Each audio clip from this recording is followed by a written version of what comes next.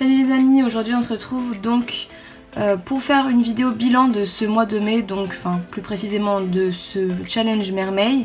Donc je vous en ai déjà parlé dans la vidéo d'avant, mais en gros pour vous refaire un point, c'est normalement donc les illustrateurs qui font souvent ça, c'est un dessin tous les jours pendant le mois de mai, avec chaque jour un thème différent lié aux sirènes ou à l'océan, ou tout ce genre de thème un peu aquatique, etc.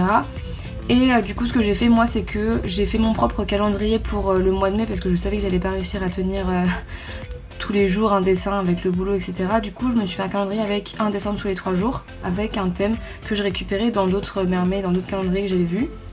Donc des thèmes qui me plaisaient ou que je connaissais pas trop et que je voulais expérimenter. Je vous remettrai le...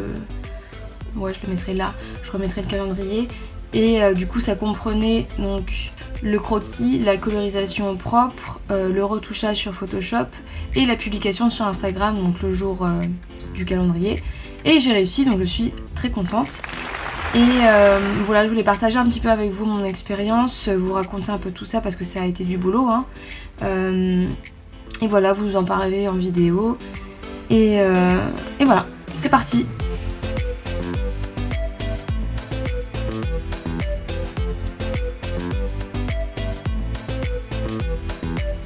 Et voilà, du coup, un mois de dessin tous les 3 jours.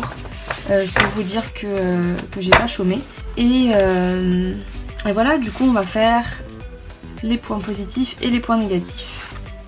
Du coup, on va commencer par les points négatifs. Il n'y a pas énormément de points négatifs en soi, mais il y en a eu quand même un petit peu, notamment surtout au niveau du timing, parce que le pire c'est que j'ai quand même rallongé le truc pour essayer de faire un tous les 3 jours et j'ai quand même eu du mal niveau timing, c'est pour vous dire. Donc c'est compliqué en fait à gérer parfois avec le boulot parce que j'ai pas toutes mes journées libres, je fais du 9h30, 17h30 au boulot et je ne vais pas me mettre à faire de l'aquarelle en plein milieu du boulot. Je peux réfléchir au croquis, ce genre de choses, mais voilà, après il fallait que j'arrive à gérer, à faire tout ce que je vous ai dit, croquis, mise en couleur, Photoshop, chez moi ou au boulot, etc.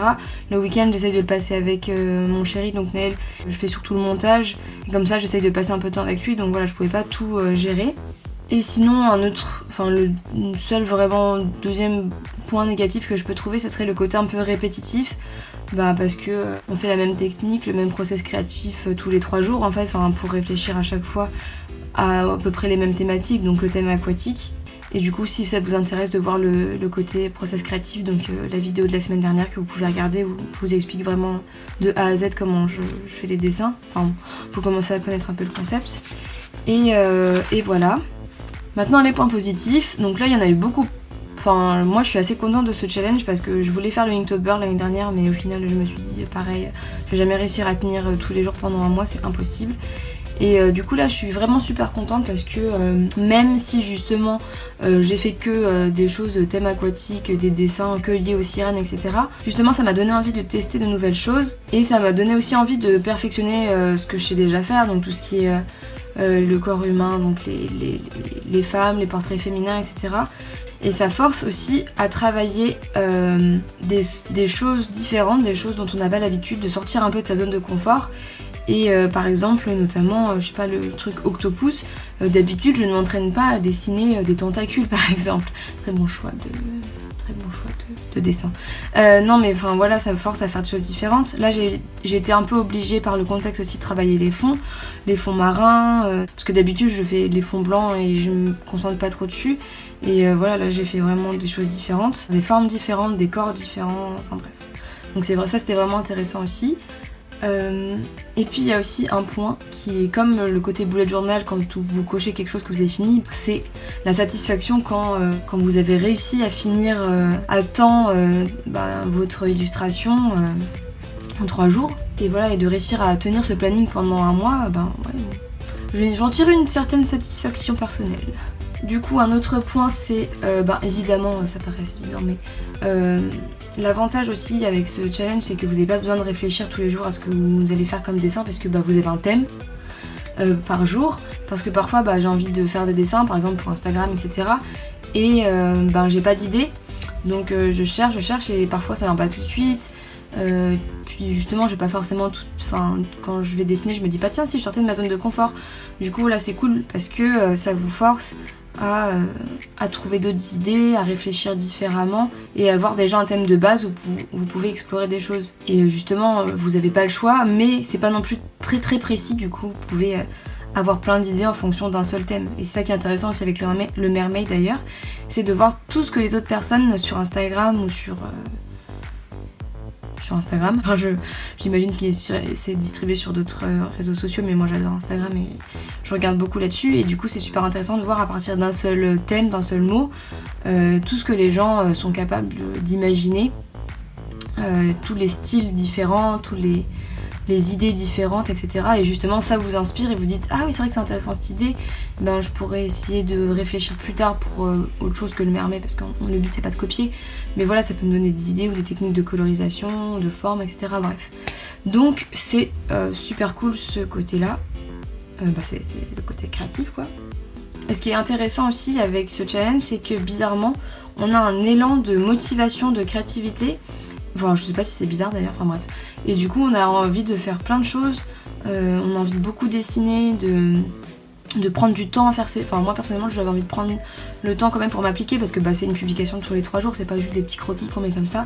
Et donc ça donne envie de prendre le temps de dessiner, de réfléchir à plusieurs idées par rapport au thème. Du coup, les répercussions de cet élan créatif, c'est que... on a plein d'idées qui fusionnent, etc. On a envie de bien faire les choses, mais on manque de temps. Et ça, j'ai beaucoup de personnes sur Instagram qui me disent aussi, qui sont frustrées parce que elles ont des élans créatifs, elles notent dans leur carnet toutes les idées, mais elles savent qu'elles vont pas avoir le temps de tout faire tout de suite. Enfin, c'est normal, hein, on peut pas... Sauf si on a vraiment que ça à faire et qu'on a beaucoup de temps. Mais sinon, entre le boulot, la vie en général, c'est compliqué de réussir à faire tout ce qu'on voudrait faire. Et du coup, ce qui est important là pour ce genre de cas, quand vous avez un élan créatif, c'est ce qu'il faut, c'est trouver le temps, vous organiser et essayer de noter toutes vos idées pour pouvoir les répartir justement dans le temps. C'est dans ce genre de moment que vous voyez que le bullet journal, ça peut être quelque chose de très très pratique. Donc je vous renvoie la vidéo qui sera là. Et voilà, vous pouvez vous dire de telle heure à telle heure, je bosse sur ce dessin-là. Après, vous aérez l'esprit, vous bossez sur quelque chose d'autre, etc. Et puis, dès que vous avez fini un projet, vous pouvez cocher sur votre bullet journal. Ça, c'est fait. Mais voilà, et c'est important aussi d'essayer de prendre de l'avance, surtout si vous publiez souvent sur Instagram, d'arriver à trouver le temps de faire tout ça. Et du coup, on va arriver au dernier point, au bilan vraiment de ce mermaid. Le but quand même de cette vidéo, c'est de faire le bilan. Et donc, qu'est-ce que ça m'a apporté ?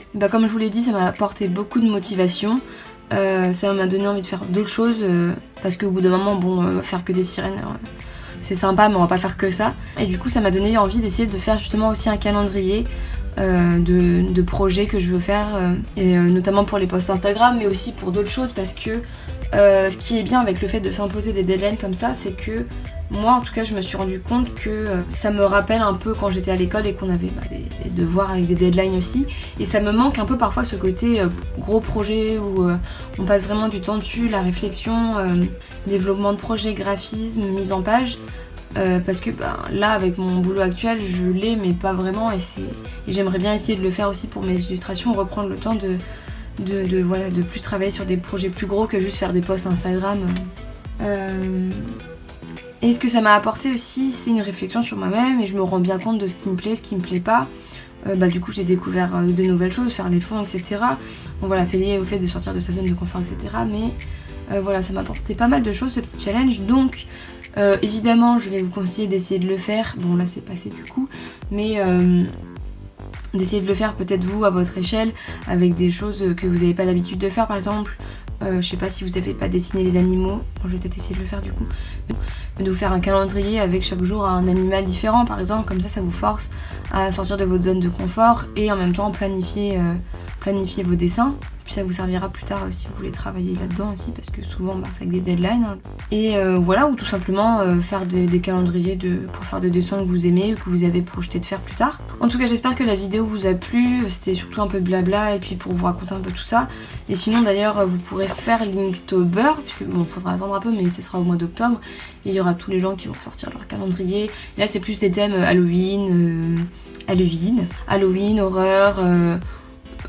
voilà, des trucs un peu plus dark, mais c'est super intéressant aussi. Donc je vous laisse sur ça, et puis Comme d'habitude, n'hésitez pas à liker la vidéo, ça fait plaisir, à la partager parce que comme ça pourra développer un peu la chaîne.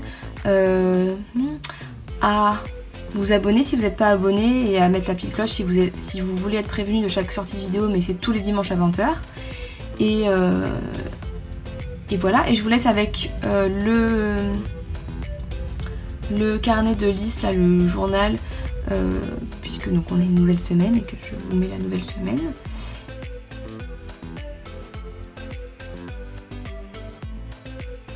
Et sur ce, je vous dis comme d'habitude, bonne semaine et à dimanche prochain. Salut!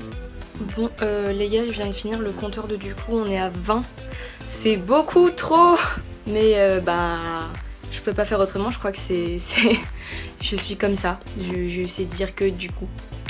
Et du coup, salut! Ça m'a donné justement envie de tester de nouvelles choses. Vous montrer tout ça. Ça va pas. Oh, ça fait déjà 10 minutes.